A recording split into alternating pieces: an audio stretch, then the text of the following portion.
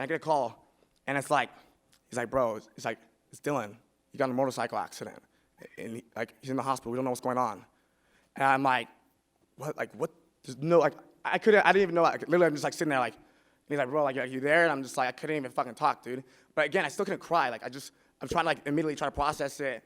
I'm in denial, and I'm like, well, dude, like, are you sure? And like, well, dude, like, he was on a motorcycle, and he was about to meet up with us. We just left his house. He was about to meet up with us, and then he didn't answer his phone. His location was in the same spot. And, we just called the police. They said there was a motorcycle accident. We don't know. Like, they haven't verified it's him. We're just hoping his phone's dead. And I'm like, fuck, dude. And so, I'm like, fuck, I gotta fucking leave it. From Big Bear, I'm gonna go back to my hometown and figure out, what's going on. And then I end up, getting on a call with him, and I find out, like, yo, like, it's for real.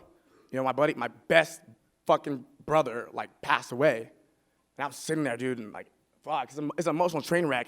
Like, 2 5 guys I hung out with within like 4 months. And I'm just like, I'm out here, like, not hanging out with them, not catering with them, not nurturing those relationships, because I'm like, trying to do my own thing. And then, like, and this shit happens. I'm like, what the hell is going on? And I'm trying to, again, find a purpose from this, dude. And so I'm like, yo, like, gotta do the same thing. We do another memorial. And you know how shitty it feels to see the entire same group of people at the same park doing the same thing within a 4-month time period from that group of friends? And it's like, fuck, like, it's just going through each friend, like, what the fuck's going on, dude? And, like, it's just fucked up, man. This guy, me and him used to be in a car crew, he used to drive around. Like, you look at his pictures on my Instagram, go back, or pictures on his Instagram, it's his Corvette and my, like, modded up, little Ricer car. And he goes down my Instagram 4, 5, 6 years, and, like, he's, like, the only person who's consistently in my pictures. He's the only person besides the 2 other buddies I have here today who I didn't unfollow or block on social media. And I'm just like, fuck, man. Like I said, he worked for me at the time, too. And he never wanted to be an entrepreneur. He wanted to go to college, wanted to be an engineer, but he never talked shit either. He supported me. He's like, yo, man, like, I want you to win. I want you to do your thing. It's not for me, but do your thing. Even in high school and everybody else was talking shit, he was like, just do your thing, man.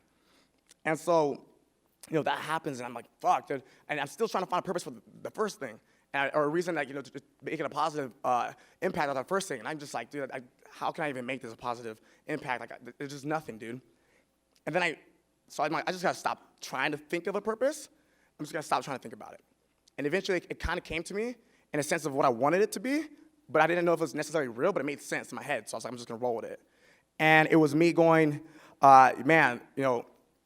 so what I realized was that, and this started happening as my brand and my influence started growing, and the level ups kept coming, and then it got to the point where I kind of detached myself from money because I kind of lost it and regained it so many times in business. I was just like, I became immune to, like, I'm like, yo, you're supposed to fuck up and lose money. You're supposed to, feel broke. You're supposed to feel like this. Like, that's just gonna happen. Like, stop being emotional about it. And so then I kind of normal. I didn't care anymore. And then I kind of realized, I'm like, yo, like even though I proved my hater wrong, and that was like a motivating factor for me for so long, I'm like, I would take all that feeling, that drive me, to have my boy back. The trade-off wasn't even like on the same scale. It's like, doesn't even make sense, right? And I realized, I'm like, yo, I wasn't doing this to prove anybody wrong. I was doing this to prove myself right. And the reason why I'm building my brand and doing this and doing that is not necessarily to just add extra sources of income, but it's to show other people, hey, people talk shit, people don't believe in you, people say it's too good to be true, that if you believe in enough, right, that you can make it happen. Because I feel like a lot of people, you guys probably know other people like this, they want this big dream, big vision, and somebody's like, you can't do that. And they're like, oh, fuck, like, he's right, and they don't even try. So I feel like a lot of people who have massive potential don't even tap into it just a tiny bit because, like, of what other people are saying and how people view them. And so I'm like, man, so I'm doing this to prove myself right. I don't care about proving anybody wrong, and I'm doing this to inspire other people to prove themselves right as well and change their motives. So immediately that's what I took. I'm like, yo, this is what I believe, and I started leveling up because now like none of that money mattered, nothing mattered except that, and so I started seeing massive growth and momentum in my business and my life in general, and but I'm still like trying to like figure out like with Dylan, like, man, what's going on? Like, why can't I like put together a purpose out of this? Like what is it? And I kept realizing, like, sometimes you just stop thinking about it and let it just kind of sit in the back of your mind, and subconsciously it'll come to you. You'll just feel it. And so I think it was November when my buddy Dylan passed away, and it was right around like a little bit before Black Friday time. And I remember the last conversation I had with Dylan was after I built the e-commerce website and explained my vision for it. I'm like, dude, it's gonna be game-changing, it's gonna disrupt the whole industry, like, it's just gonna be nuts, like, everybody's gonna latch onto this vision, everybody's gonna get involved with it, and, it's just gonna be crazy. I think this is gonna be my big hit, right? And he's like, dude, no, I see the vision, this makes sense. And I'm very logical, so I break it down in a way that makes sense. He's like, this makes sense, bro. He's like, dude, like, you're gonna kill it, bro. And that was the last conversation I had with him. So so there's been multiple times, e-commerce has been around for 2 years, but yeah, I've been a loss, like losing money over the last 2 years because of bad business relationships, bad business deals, not putting enough effort into it, or just certain things just going wrong. And yeah, so it's done hundreds of thousands of revenue over the last couple of years, and I've only made took home 13,000 of it because I made bad decisions, bad partnerships. And I was like, dude, I'm just gonna shut this thing down. I was like, keep it running. We're not even talking about it. It's just pulling money out the account. The expenses keep going lower. The account, literally the account for the business account was negative because we had all these expenses. I didn't cut them. And then we just let them keep rolling, 4 or 5K a month, and business expenses keep rolling, even though we weren't touching or doing anything with it. And I'm like, dude, I'm just gonna shut this shit down. Like, fuck it. But then I remember my last conversation with Dylan. And I'm like, who am I? My last picture and vision that I painted in his head and how he perceives that I'm gonna become, who am I to say, never mind, it's too hard? That's who he is going to remember me as. That's who he's going to think who I will become. And then if he passes away and he will never hear that information that I actually ran with this thing, that's fucked up. I was like, fuck this. I'm fucking relaunching this, and I'm going to figure out a way to make this thing work. And then so around Black Friday, I did a new launch. I brought in new people, and we literally now, we launched, and we have this new crazy vision, and things are going amazing. Things are going great. Making more money than ever made before, and we haven't even launched yet. And people are latching on. People are reaching out. People networks and TV stations. People it's going there's just so much momentum right now. And then I'm just this. That's what it is. That's my purpose. That's my why. And then I come across an Instagram page that Dylan's mom made and my high school teacher, and it was a memorial page. So I wanted to see if it was real. So I'm like, yo, who runs this page? And then it's she's like, it's Patty, Dylan's mom. And I'm like, text me. So I text her, ask her what it is, and pretty much my teacher and Patty, Dylan's mom, pretty much made a memorial together where every year they're gonna give away a scholarship to somebody that reminds them of Dylan. Now, Dylan wasn't just a smart kid, he was smart, he was competitive, charismatic, he was the one that everybody's parents was I like that kid, but I don't like the rest of your friends. And he was but he had relationships with everybody. So for example, he's friends with the drug dealers, he's friends with the cool kids, he's friends with the athletes, he's friends with the nerds, he's friends with the kids that have mental illness. I remember he had beat some kid's ass because somebody punched a mental whatever the correct terminology is. I apologize. But and so Dylan beat his ass in 8th grade, and because he's actually cared about people. So Dylan was just a good person. So every year they find somebody like that who reminds them of them, they give him a scholarship. And I was like, all right, that's super dope. I was like, I want to donate. Where can I send the money? And she's like, okay, let me get it set up. I was like, do you have Zelle? She's like, I'll get it set up and I'll let you know. And so she reaches back out to me a couple days later. She's like, hey, I got my Zelle set up. You can go ahead and send it. Thank you so much. I appreciate it. I was already planning on sharing this story. Like I said, I share it at small masterminds. I do. All my friends and all my business partners know this story. I was already planning on sharing it. And then I thought, I'm like, yo, how cool would it be that, and actually before I do this let me FaceTime Patty right now. Hopefully she answers.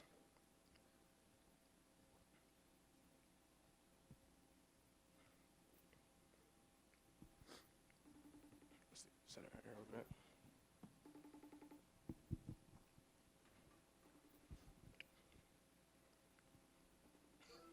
Hey, you have 2 or 3 minutes? Yes. All right, cool. Can you hold that real quick? So I'm on stage right now, and I'm talking about what motivates me, what inspires me, what makes me who I am. And like I told you, and I texted you the other day, Dylan's a huge, huge reason behind that. And I think all of these 700 people here can probably appreciate that that's my motive. So real quick, can you guys show some appreciation for my boy Dylan real quick? Turn the camera around, Face it that way. And so hopefully you can hear me, Patty. So like I said, Dylan is one of the main driving forces why I do what I do, because the vision, the last time I talked to him, how he thought and who he thought I was gonna become is what I wanted, I didn't want to screw up that vision. And so I reached out to Patty, I texted Patty. I'm like, hey, where can I send the money? She texted me back, like, you can send the money here.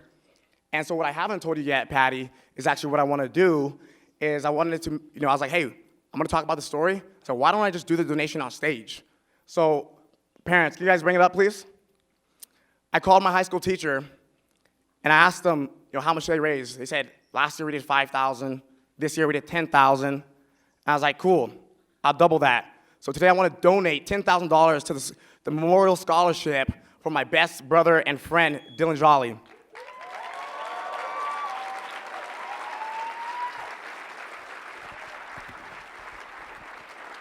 So, Patty, you didn't know this, because I told you last minute, and I wish I told you early. I wish I thought of this earlier, so I could have told you.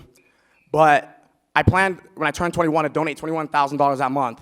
My dad right here, my mom right here, they always told me, if you're not humble, the world will humble you, and you need to give back to the people who can't ever return it, because otherwise the world will take it away from you. And I made a lot of money over the past few years, and I haven't really done that. I did little things here and there, just because I'm like, hey, sure, but I've done nothing that actually meant something to me. And so I set that goal. I'm like, I'm gonna donate $21,000 this year, but I didn't know how I was gonna do it. I was like, I'm gonna have my followers maybe help me or something. I don't know how I'm gonna do it. And so I talked to Lundy, my high school teacher. He also was our friend. He played basketball with us at the gym. He's an amazing person. And me, Dylan, and Lundy were all had a great relationship. And I was like, I'm gonna do whatever they do. I don't care what it is. I'm gonna match that, because this is what keeps me going.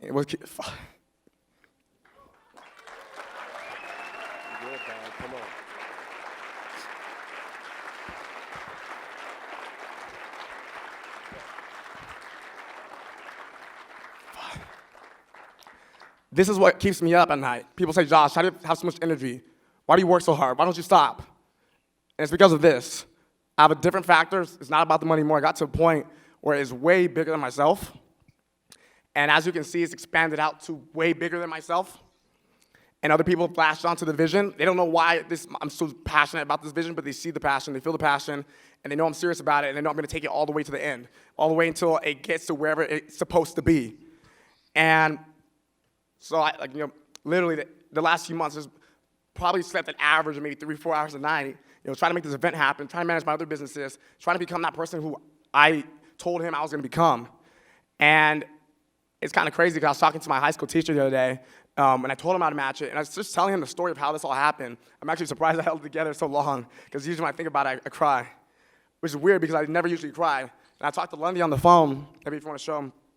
I talked to Lundy on the phone, my high school teacher, and I just couldn't stop crying. Tears were coming out my eyes, and I'm like, dude, I don't ever cry. I'm crying on the phone with my high school teacher.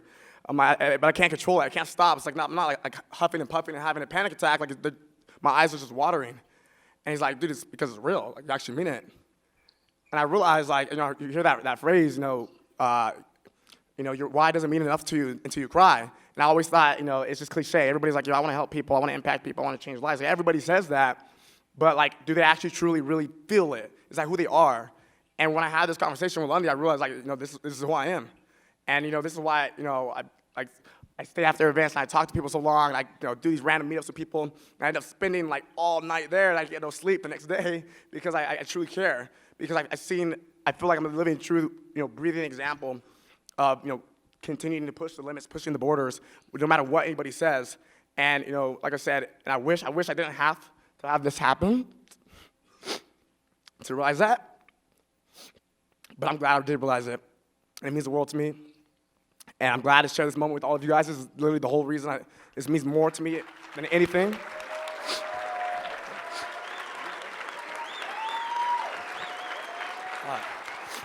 And as I realized, once I became more selfless, but genuinely selfless, I actually cared. I didn't just say I cared, but I actually cared. Everything changed. My life has leveled up in the last few months, and I know for a fact it's because of that. And I don't know where I'm going to be in the next few years. I'm excited to see it. And, I'm excited to see where everybody here goes. I hope everybody here finds their why. I hope you don't have to go through some shit to find your why. So, when somebody asks you, hey, why do you do what you do? I want to buy my mom a house. Like, do you just say that because it sounds good and you think it'd be cool? Or is there really a deeper meaning behind it? So I challenge everybody here today to find what that deeper meaning really is, because I truly believe that when you find it, like, you will have no limit. You will have no potential. I was talking to some people the other day in the Cabo Mastermind, and I'm like, yo, bro, why do you want to be rich? He said, well, I want to have options. I said, why do you want to have options? I was like, have no options. You can have choices, but have no options. Why does it got to be this or that? Just have both, have it all. Why does it got to be, the Lambo or the Ferrari? Just have to buy both of them. Why do you got to choose between, going to college and, making 7 figures a year? Just do both. You don't need to have options. And, the perspective has completely changed. And, I'm excited to see where this goes. Like I said, this event was only supposed to be a one-time thing, but I'm thinking we're going to keep it going and, keep this, make it an annual thing. And I don't know how I held it together decently enough. I thought I wouldn't be able to talk at all. So I'm really grateful for every single person here. This means a lot to me. Like, if nothing else happened at this event, if I didn't make any money at this event, which on the front end it actually didn't, this is worth it. I told Patty, I was like, oh, this is gonna make my day. I was like, actually, this is gonna make my entire fucking life. And I want to do more. I pledge to doing more the rest of this year, the rest of my life. And Dylan inspired me to do that. So I want to thank you for having such a wonderful son.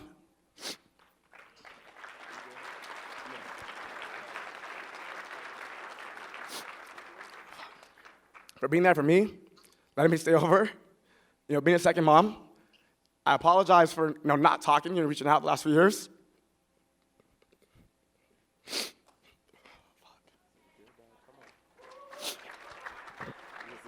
Now, I always tell myself I'm Mr. Tough Guy and I don't cry. It's too cool to cry. But the last 6 months, I dropped the ego, I seek counsel, I looked for more in life. And, I realized I tell my guys this all the time, my team, that it's environment. What really makes me fulfilled is environment, being around good energy, having good people in my circle, and people who truly want me to win just as much as Dylan wanted me to win, and I want them to win the same exact way. And so I want to ask you guys today, if anybody else wants to donate or anything like that, I can give you guys the contact information. You can reach out to my mom. We'll put you in contact. Somebody this year will get a nice scholarship, and that's why I'm here today. So I want to thank all of you guys. Thank you.